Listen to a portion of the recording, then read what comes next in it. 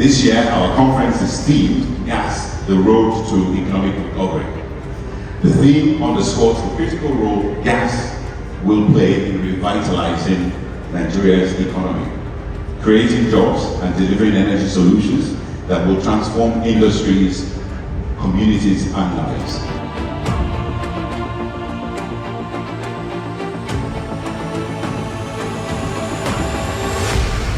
Ladies and gentlemen, the first panel session is on gas availability and affordability, appropriate pricing model / index. So at this time, I will invite all our panelists to join me on stage as we make progress with the first panel session. The Deputy Managing Director of Falcon Corporation Limited, Audrey Joe Ezigbo, is represented today by the Head of LPG Sales and Management, Godwin Okodua. Round of applause for him as he takes the stage. Please join me on stage. Thank you very much. Head of LPG Sales and Management, Falcon Corporation Limited, Godwin Okodua. You're welcome. Right in the middle will just be fine. Thank you very much. You're welcome. Ladies and gentlemen, the Managing Director, Strategic Energy Limited, Mr. Dayo Adesina, is also on this panel. Yes, Mr. Dayo Adesina, Managing Director, Strategic Energy Limited, and past President, NLCGA, is also on this panel. Thank you very much, sir. You're most welcome, MD, Strategic Energy Limited, and past President, NLCGA. You're most welcome. Right beside Godwin would just be fine. So I've not been advised of the presence of some of these panelists, but just so that there are no mistakes, I just want to run through the names and ensure that we do not leave anyone out. The founder and chief executive of Hyde Energy Group, Mr. Oladimiji Edwards, is represented by the head business development and relationship management, Dayo Harold Shodikbo. A round of applause for her as she joins the rest of the panelists on stage. On Godwin's left-hand side would just be fine, ma'am. Thank you, ma'am. You're most welcome. Head business development and relationship management, Hyde Energy Group, Dayo Harold Shodikbo. You're welcome, ma'am. Business Development Manager, Africa for Argos Media, Fumi Basharun. You're welcome. Right beside Mr. Dayo Adesina would just be fine. So you have a very, very long walk from that side of the stage.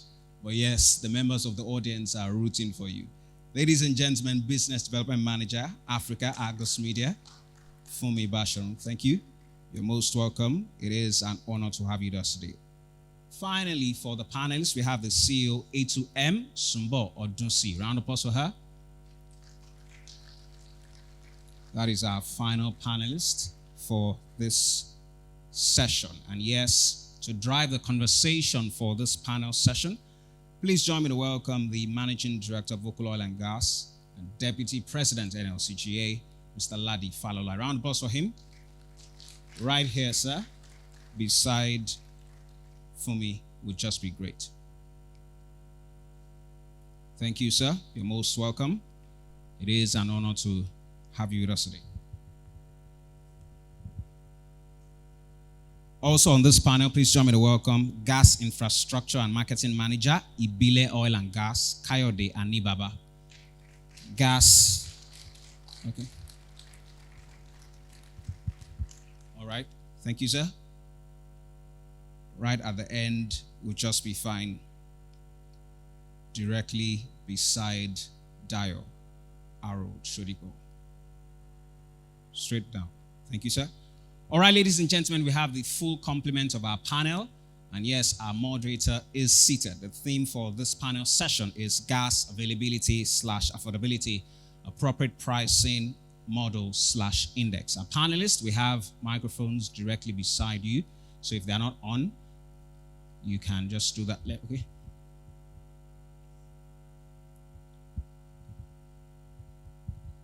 It's on now. Okay, thank you very much. Good morning, everyone. Thank you all for coming to this morning's session. I'm sure we've had a very nice time yesterday. Thank you. And we are kicking off our new name, NLCGA, with this panel. So this is the birth of a new identity. So as you can see, the panel is filled up with different strata of gas. How should I put it now? Gas masters. So I'll just get straight to it. Availability and affordability. Everyone has been talking about the price of gas. Cooking gas is high. Cooking gas is high. I've stopped trying to calculate the percentage it has gone up in the last 6 months or 1 year, so I don't bother with the data anymore. If it's 100% or 20% from last year. But this panel will try and see how, and if possible, we can work with the Minister of Gas's announcement where he said that we should stop exporting all the gas that we are producing, and hopefully from that we might be able to derive a pricing index for the Nigerian LPG markets, and see whether such instructions and such things can and will be feasible and will work for us in Nigeria. But apart from that, we will look at the broader space, which is natural gas. Will it actually affect the price of gas, LPG and the associated gas in Nigeria, if properly harvested? I like to use the word harvest. Properly harvested, but that is a layman's term. So I'll start with Mr. Adesina. Good morning once again. As a former program coordinator, yes, I'll start with you. I want to ask you, can you kind of help us out with the gas master plan that was done by the government? Did they take into cognizance pricing of gas when it was done many years ago? Is it still something that we can work with regarding pricing? Will it help us? Will that master plan be able to help us regarding pricing as it was created then?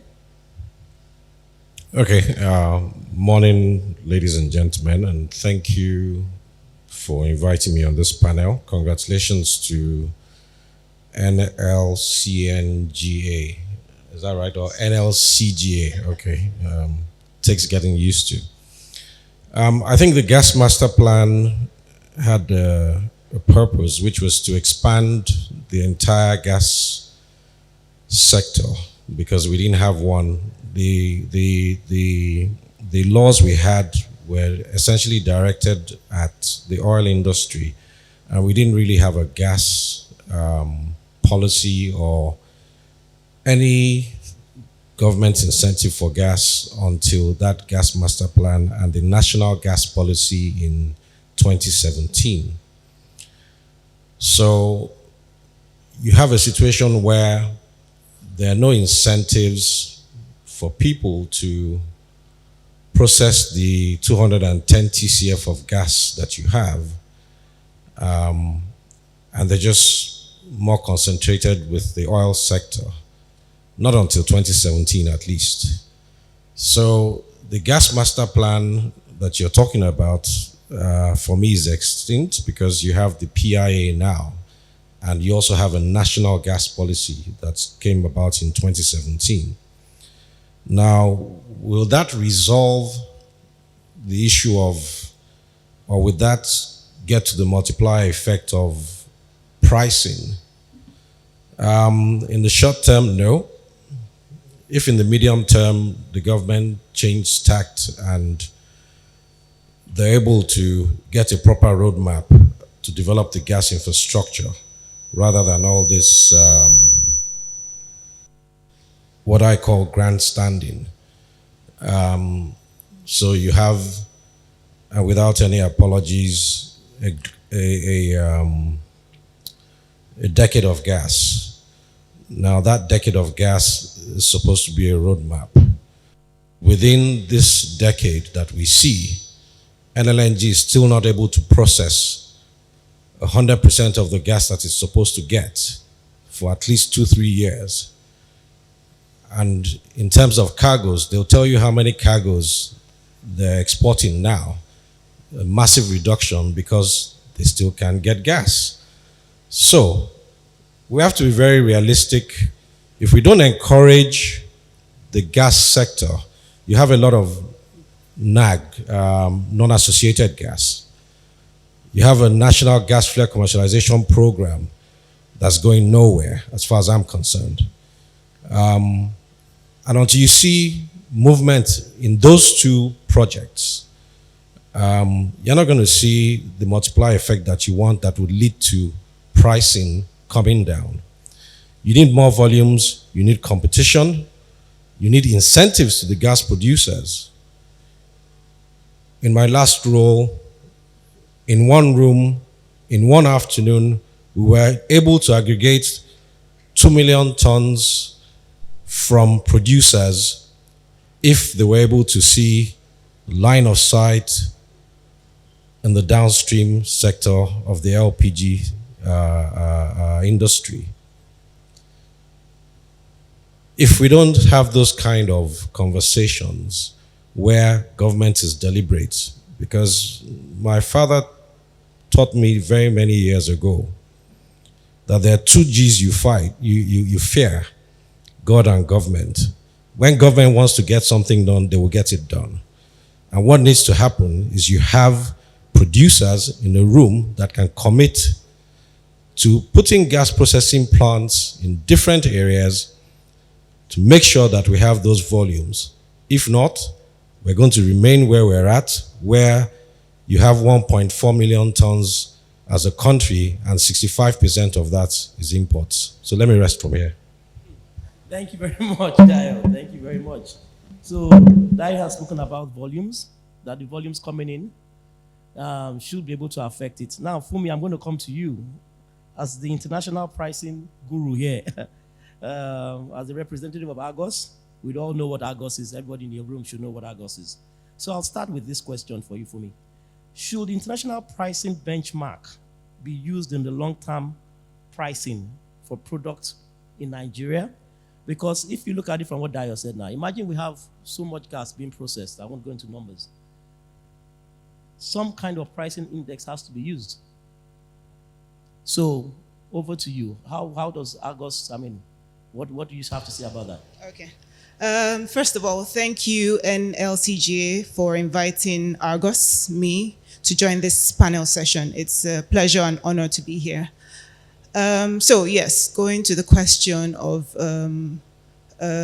international pricing benchmarks usage, long-term usage in Nigeria. First of all, Nigeria is part of the global market after all.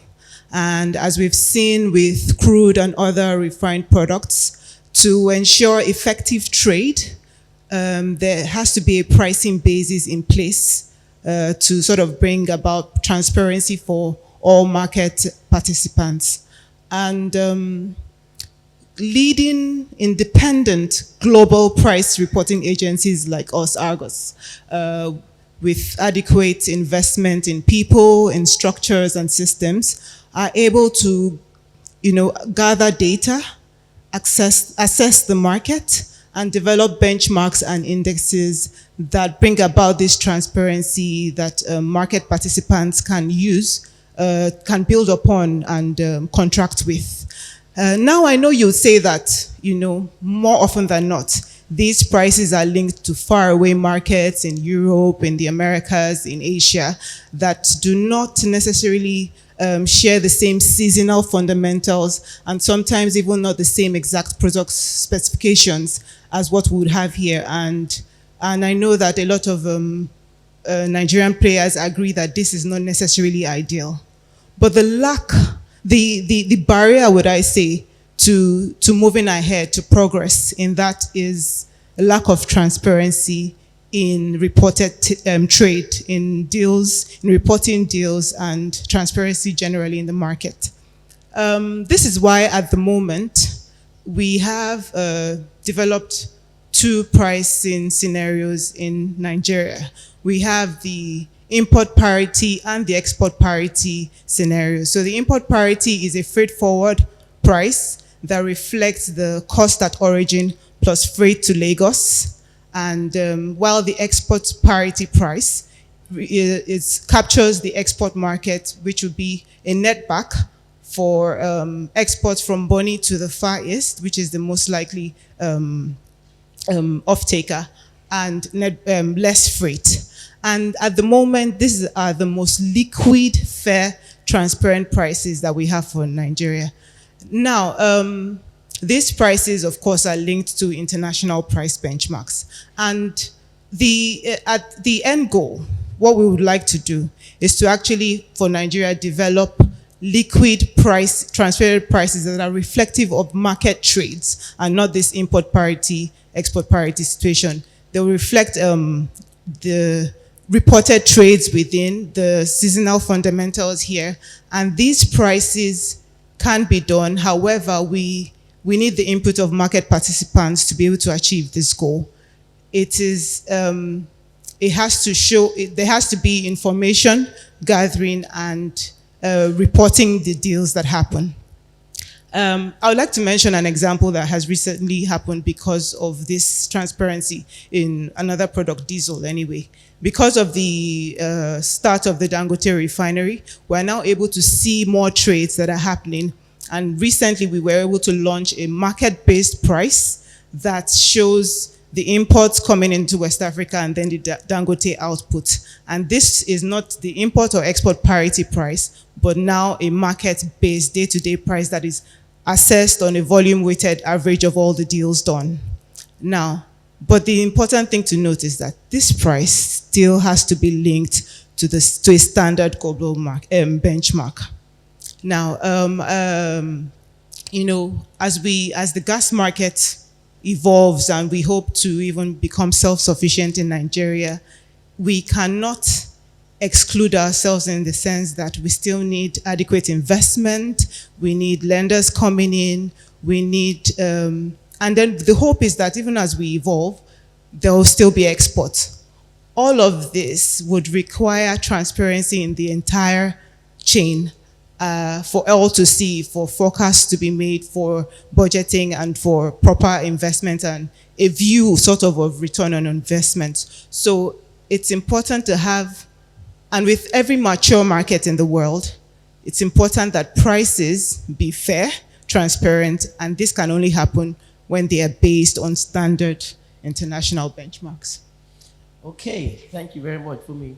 Fumi says that for us to get proper pricing right, there has to be data. Argos needs data.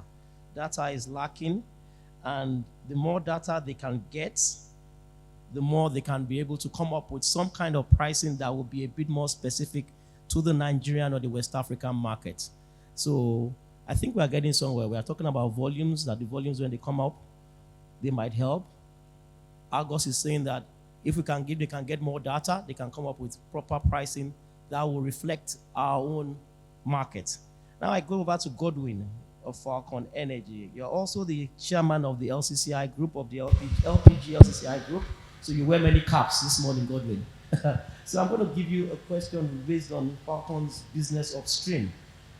Now, how does upstream pricing affect prices to the end user? When I say upstream prices, I'm talking about the natural gas from the beginning, the numbers that you use from there, and then the numbers that come out at the end over there. Can you give us how much do they actually affect those prices? When, as you have a processing unit upstream, how down the value chain, how those numbers affect the numbers at the end. And if they can be tweaked, those numbers down that whole line can be tweaked to actually affect the price of the final product at the other end. Okay, good morning everyone. It's a tough question, but first I'll say congratulations to the NLCGA on the name change. The opportunity to affect, to stimulate the markets across the value chain is important, not just LPG, but gas-wise, CNG, LNG is very important. And so it has come at the right time. Now to the question, like you said, I head the LPG business and I have colleagues at the natural gas business. But because of Falcon, we're not just LPG, like he mentioned, we're into gas, pipe natural gas, distribution. We're at Ikorodu, and we're also at the Lagos Free Trade Zone. And we are building a 50,000 metric ton LPG depot in Port Harcourt. We're also looking at opportunities for gas assets, and because we're looking for opportunities because we know that when you get the gas and you process the gas, it affects the final pricing. To the question, yes, it affects it. Just like you would, I would like to, go back to start with LPG, my background. So if you look at the upstream, you'll see that whether Argos or Mont Belvieu, that pricing is at least 60% of the whole. Okay, when you add freight, you're already hitting 80%. That's the same thing with gas. So if you look at the gas value chain, you have either AG, associated gas, that is crude oil with gas in it, or non-associated gas. So I'll start with the associated gas, which we're used to. It's more interesting because you have crude in it anyway. So when you process your associated gas and you start, for the crude, you start getting the gas out of it, you would need to break it down. And there is certain pricing before the PIA anyway. There's a certain benchmark where the CPI of certain OECD countries, is agreed, and a certain 3% is increased every January. So you have a pricing, for the processed gas, which is your dry gas. And while you're processing the dry gas, you have what you may call impurities, which is natural gas liquids. So you're removing the natural gas, which is about 80% to 90%. Then you have, the remaining 10% where LPG, butane, and propane just form a basic part of. You can see from the constituent that LPG, for instance, is just, a base part of it.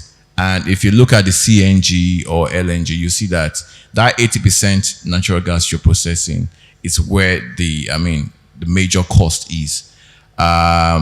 With the PIA gives NMDPRA the authority to now dictate pricing.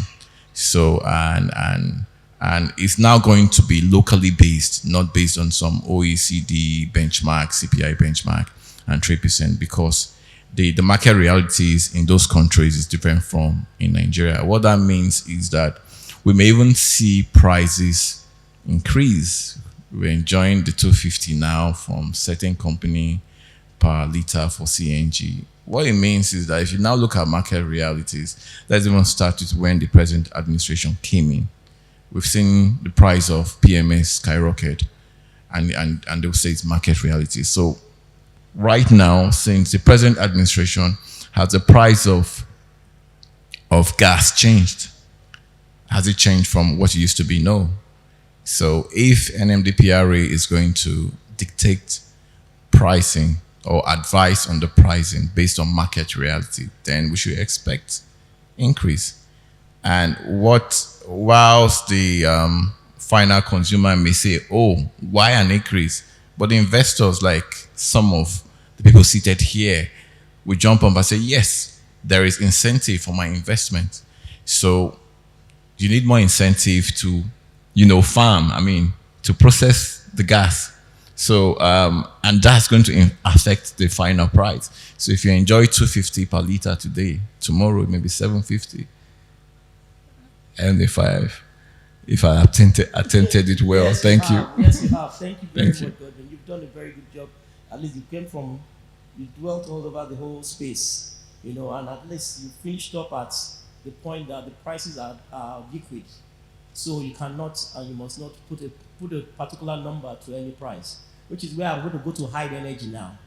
Because I like what you said just now, Godwin, the prices are liquid. So hide energy.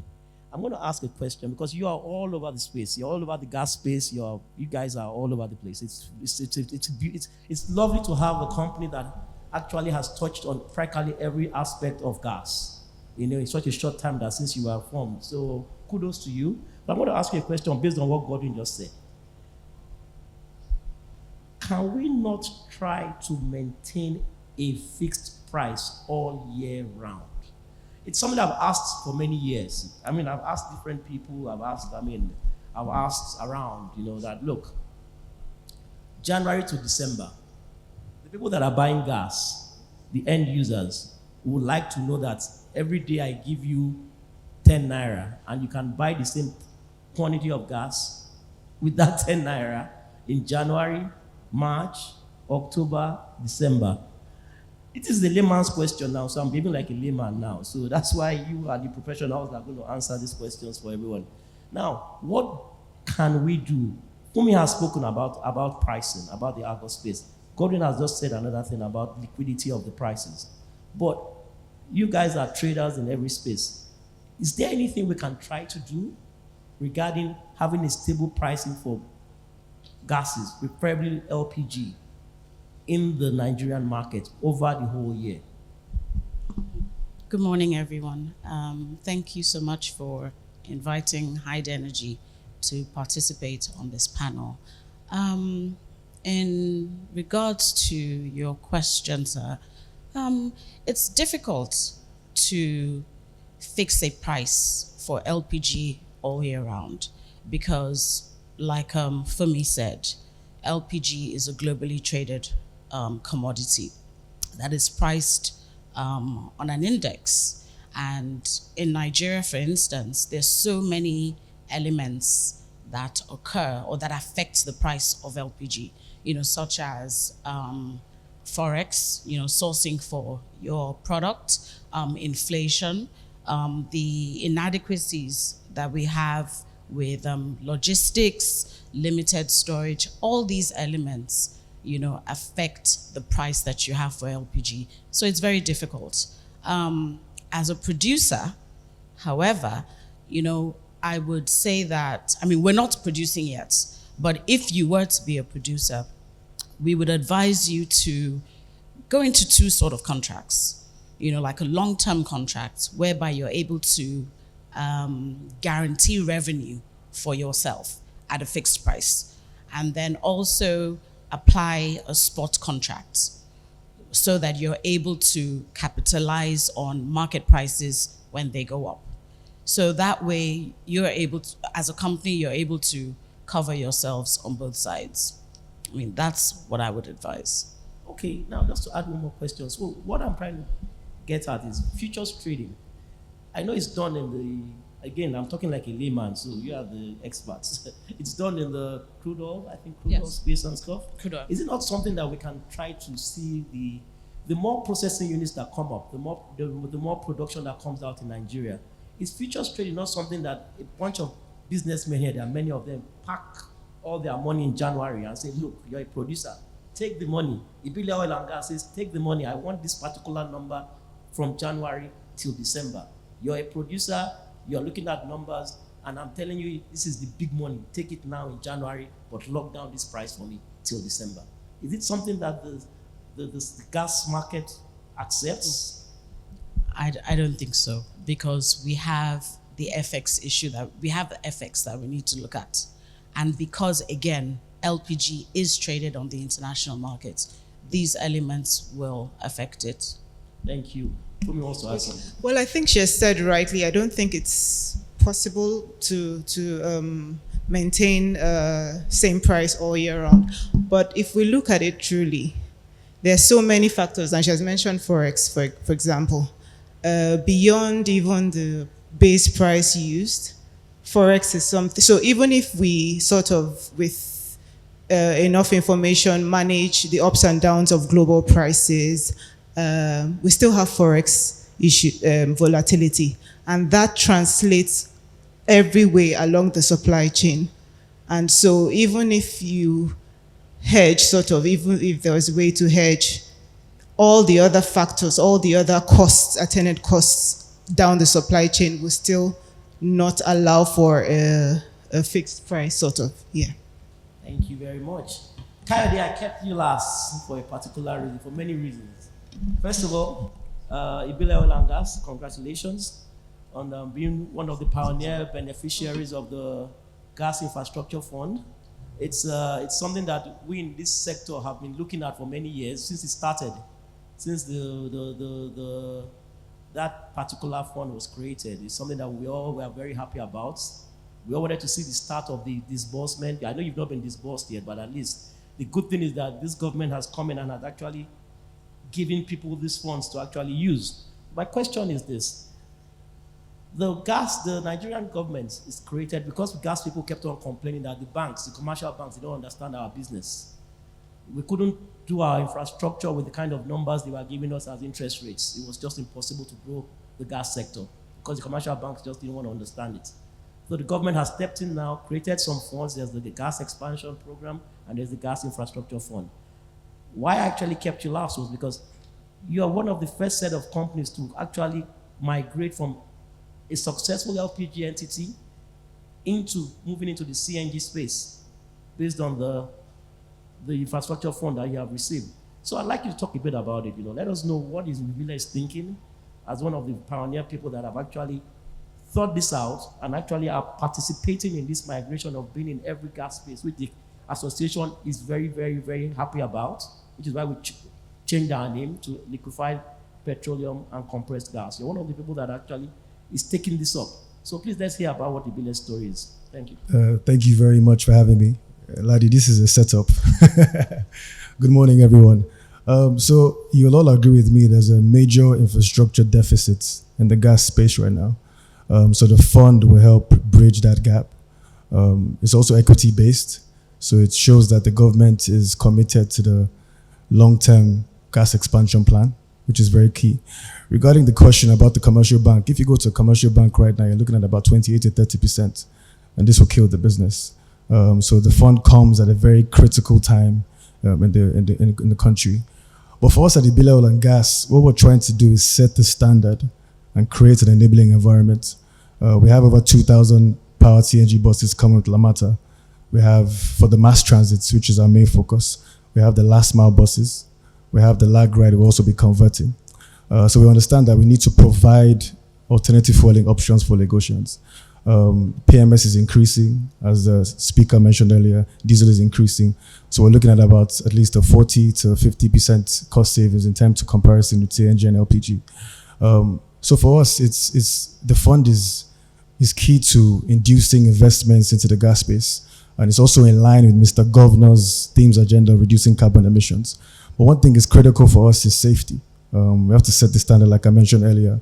We've gone through a rigorous training exercise.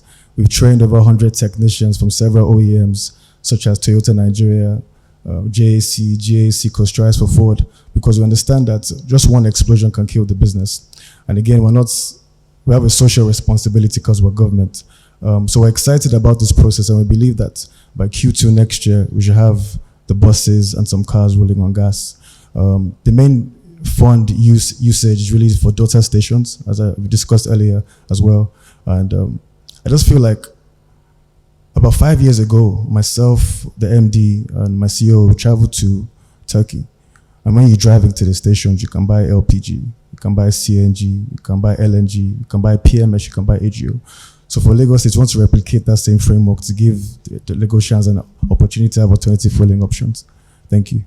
Thank you very much, Kade. So Lagosians, you've heard, Ibile is setting the pace in the provision of alternate gas, alternate fuel sources for your cars in their stations. They have already gone ahead to start the fuel stations, the stations that you can get petrol. They have LPG stations. And now, they are, as you said, they are pioneering the CNG space in Lagos. So kudos to you. Thank you. Thank you now. So I would like to take 3 questions. I think time only permits for like 3 questions. I know pricing is a very, very interesting topic. So please, just 3 questions. Okay, we might make it 4. So if one more hand comes up, depending on time. Thank you. And please be specific with the speaker that you're referring the question to, if possible.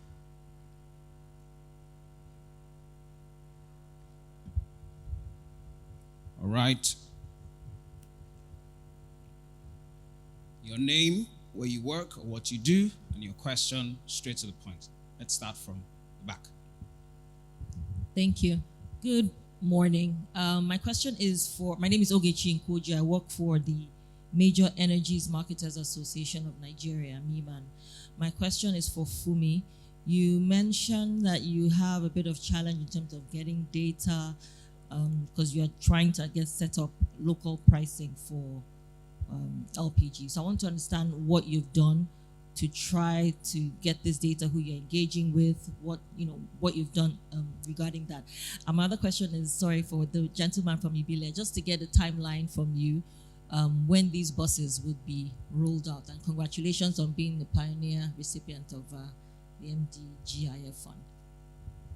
Right, we're moving this way. Yes, good morning. My name is Femi Fanoiki. Question ties Dio and Fumi, please. Dio had mentioned the need to incentivize gas producers to produce, and they've been on a table before, and the willingness is there. An important delineation that I observe is the government's recent proposed ban on exports of LPG.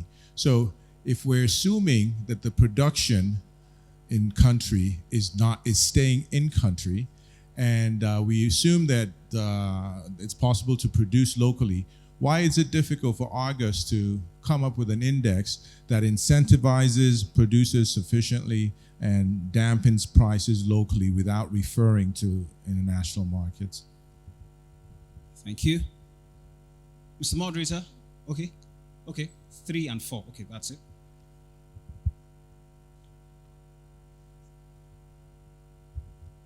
Alright, so good morning, everyone. My name is Sikoji Emmanuel, final chemical engineering student in Iben.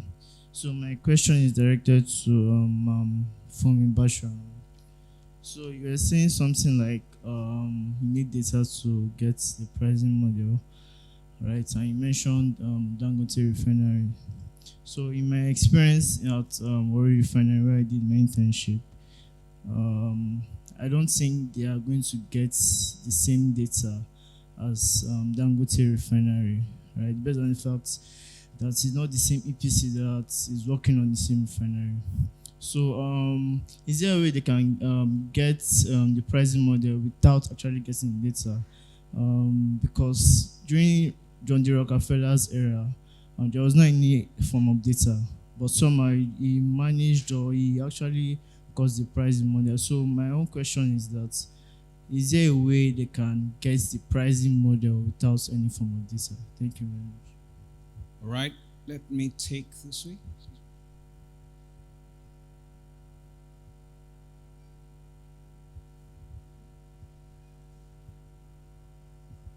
Yeah, thank you. I think my question covers it. My name is Daniel from Nigeria LNG. I'm just glad to hear the other questions. They're all on pricing. Everybody's thinking about it. How does it work? It sounds to me like the challenge is a coordinated marketplace. I haven't heard anyone talking about that. What is being done? It would also sound to me like an organization like NLCGA or other industry bodies probably should take a central role in terms of defining what that marketplace would be like, right? So the gentleman mentioned the fact that there is now an export ban. Argus is still pricing based on international indices and the international indices are in hubs. So there's a delivery point somewhere else in another country, and there's a price at that delivery point. But someone needs to coordinate a price at delivery points in Nigeria. What efforts are going into that? I think we have most of the ingredients. We have exchanges that could be co-opted into this, over-the-counter exchanges, or the stock exchange itself. We already have contracts. People are selling currently domestically on some basis. The question is just transparency as to those contracts. Where are those contracts being aggregated somewhere? Do they have to be posted somewhere? Is there some kind of, because I think that is the fundamental question. It sounds to me like a fundamental question. What are you seeing in that space, Argus? Maybe for Dio, what efforts are being made? Is it really, because it sounds to me like it would be an industry body like NLCGA in partnership with the government that would define the rules for, what elements, what building blocks are we bringing into that market to build that market, not market as in demand and supply, but market as in an actual clearinghouse that is clearing contracts, giving transparency as to what the contracts are. And then we now have the data you're looking for. We have price, liquidity, and transparency. We are not really talking too much about Forex because it's a Naira-based market. There will be a forex impact because of the value chain, but it will be mitigated. So really, it would be nice to hear what you are seeing in terms of coordinating an actual market, please. Over to the panel. Okay, thank you. I expected all this anyway, because pricing is key. Even if we achieve availability in the long run, if it's not cheap, if it's not affordable, rather, there will be difficulty in the penetration levels. So, Ogechi, thank you for your question. What are we doing to get data? This, as with other products, we've been trying, we always promote reporting deals. In every mature market or in every trade market, the way to get an ideal sort of index is from reported trade. And there has to be, first of all, liquidity and transparency. For LPG, we have enough of it, but in some way, liquidity in terms of the number of producers, sellers, might not actually be suffice to produce an index, a market-based index outrightly. But yes, we want to see these. We've been talking to the stakeholders, even the major ones. Of course, we're in touch with NLNG, we're in touch with NNDPRA. We have always been asking for this to be able to develop a price. And it's not just them, it's everyone, market participants, sellers, consumers, everyone, because to get a fair price, there has to be visibility. We have to see the deals done on every angle to be able to confirm that this is what is actually happening, because we would not just take one person's word for it. We have a system in place to develop the prices, and there has to be checks in place. So we actually ask the market participants to do that. We have a screen-based tool called the Argos Open Markets that sort of also enables participants to be able to show their deals, and that way, if we begin to at least get that, we might be able to get to a point where we can now develop these prices. So yes, we have to see this. We have to see enough of it, because for us, the fairness also is that some volume-weighted average, and you'd agree with me that if one person is the seller, or two people or three, you don't have enough liquidity to show that. But yes, we would like to get to that point, and we encourage that we get that information. So yes, the difficulty in getting, Mr. Femi Fanoiki's question was around the difficulty we're experiencing in getting data. You'd imagine, as the example that I gave with diesel, that we've been at this for so long. We know that it's not every time that suppliers want to show their deals, and consumers, sometimes there's a bit of hush-hush just not to show who is benefiting from what. So yes, that's part of the difficulty that we experience. My chemical engineering student asked getting pricing without data. To create a model, there has to be data. And it is because of lack of this data that there are other models around it. And that is why we have the import parity and the export parity to show the most relevant trade flows that we can now equate with what should be going on.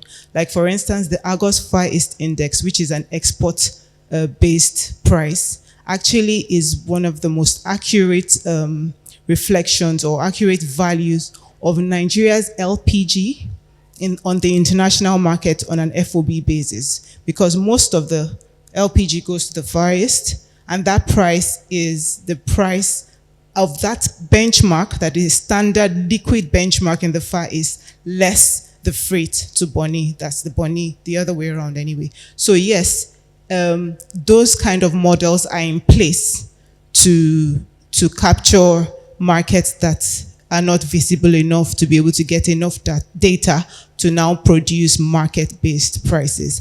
Now, I just wanted to add that it's important that we learn from mistakes in other products as we begin to develop the market even more.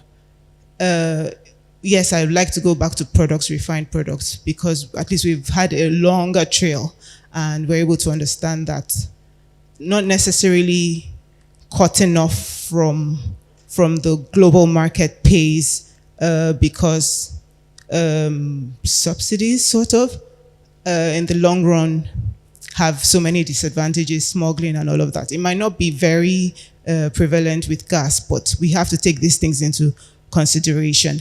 Now, for the fact that even at the moment we have to import, it's important that it's linked. And an example is there was a time in South Africa where they sort of benchmarked their price on a subsidized gasoline price. And at that time, it seemed okay because the local prices seemed good. But when they became short of LPG and needed to import LPG, because they had been sort of dissociated from the market, it was almost impossible. And now they've had to switch back to a pricing that reflects more of the global prices. So in all that we do, it's important to learn from places like this.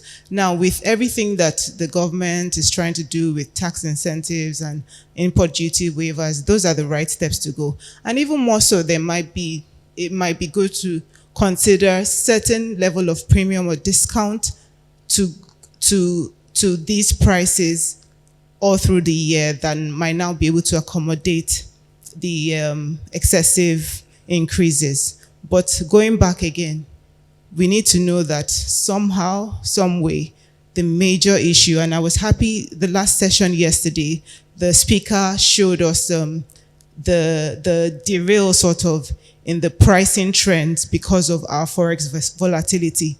That is important, and you would agree with me that in this room, we barely have control over that. But it's important to know that that is a major factor. If we look at even this benchmark price, the international benchmark price that is causing the, talk, the noise, in actual fact, it has not necessarily increased or decreased so much from, the trends haven't necessarily changed, over the years, but it is because of the forex volatility, and how it has now affected our own local pricing here.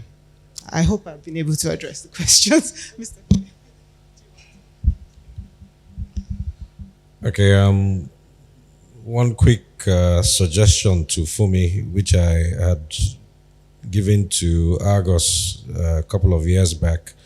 It's important that they collaborate with Hydro CIS. You can get a lot more data as well from them.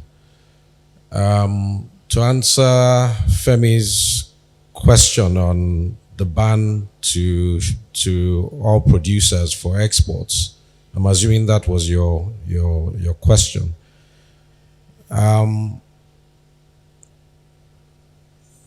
It's a solution in the short term if it can be implemented in the short term. The difficulty you have with that is that NLNG can comply. Chevron and ExxonMobil will still take some time to be able to comply. With Chevron, for example, the specification of the product is a challenge. It's more propane rated. Yes, we have a huge need for propane if we go the way of autogas, but you'd need to have a splitter to be able to receive that product today if they're going to implement. They're able to do about 34,000 tons a month, which is significant. Now, you need a terminal that's big enough to receive that product. The biggest terminal today is at Dover with 20,000 tons. And that means you're going to have to truck out all night to be able to receive that product. So there's some infrastructural challenges to do with that program. Not that it's not achievable, but then you'd need to invest in a splitter, whichever terminal.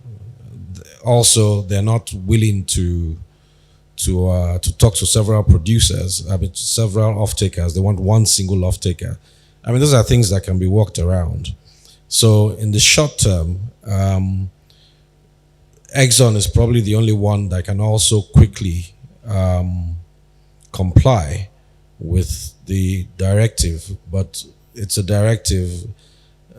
Personally, if you don't have an executive order where, because I mean, these are they're contractual obligations, the long-term contracts that they have already, they have to have a time frame between for which they can reduce that to happen. NLNG will tell you, even when they made the pronouncement that all of their products would be domesticated, it took a while. And I'm sure it's not even the case, because they're still saying, oh, we have a lot of propane that we're not able to domesticate, although I'll challenge them on that. And so we're still exporting. So there's a process, and essentially there's certain measures that government needs to take. Again, I go back to government, because like I said, with government, if the willpower is there, then definitely you get it done. To Daniel's question on aggregation by the industry, yes, for sure, especially now, because there's a correlation or multiply effect in the value chain from what happens upstream to midstream to downstream. For me, there are too many people sitting with 2 TCF of gas that they're showing you the paper. Yes, we have 2 TCF of gas. We have 5 TCF of gas. We have 1 TCF of gas. Yes, it's under the ground. How does it get to Modena down the road, who wants to use that gas to cook for her business? How does Hyde Energy get that gas into their tank farm, into their terminal? So you need to be able to aggregate what happens in one sector, because the value chain has a multiplier effect on the other end. It's simple. We have 210 TCF of gas. All you need is just 5 companies or 10 companies today who have a total of at least 10 TCF. Have a roadmap, show them the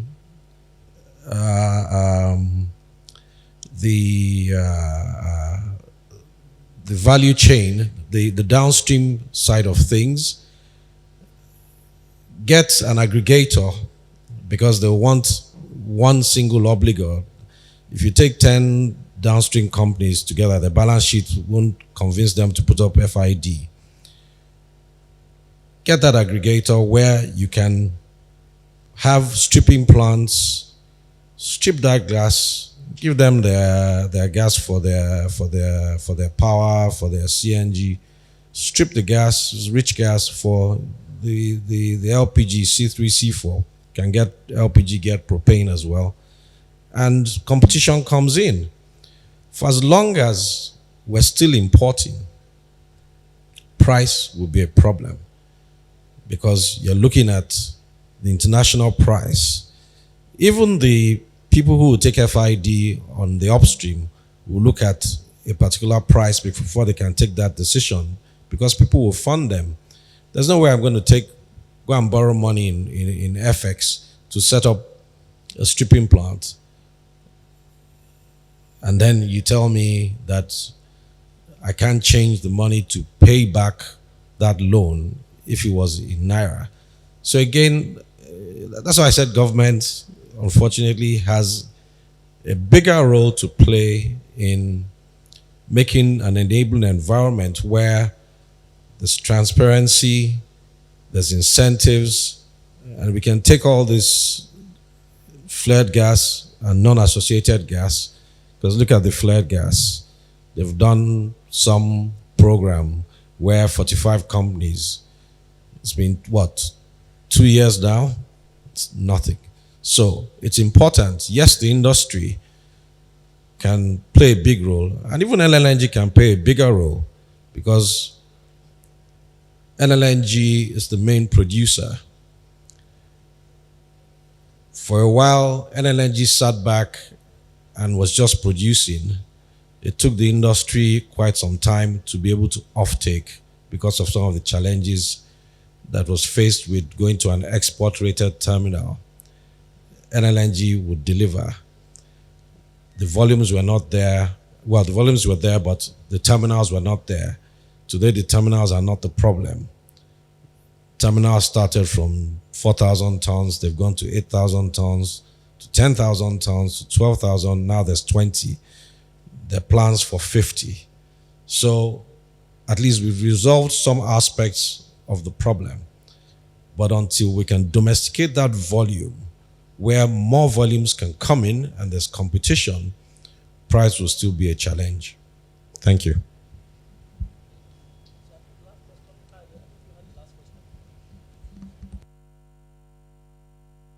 Yes, Madam Ogechi, you had asked about the 2,000 buses. We're going to be receiving those buses over a 15-month period, starting from Q1. Thank you.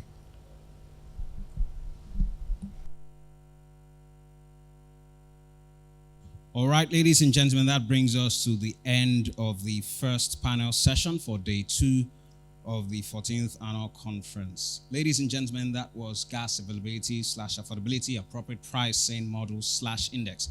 Allow me to beg your indulgence. Please give our panelists a round of applause. Please just rise. We'll have souvenirs for you, and yes, with those souvenirs, you will be able to pose for a group photograph. Let's have that quickly on stage. Thank you. Paparazzi, please be on standby. Hold it. Let's have the souvenirs handed out to them first off.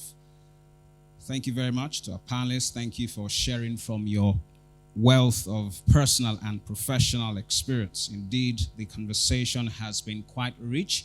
And yes, we have a diverse range of stakeholders and players on the panel. So that has also added to the quality of the conversations that we've had. Yes, Mr. NLCGA President is joining them for the photo op. Paparazzi, that is your cue.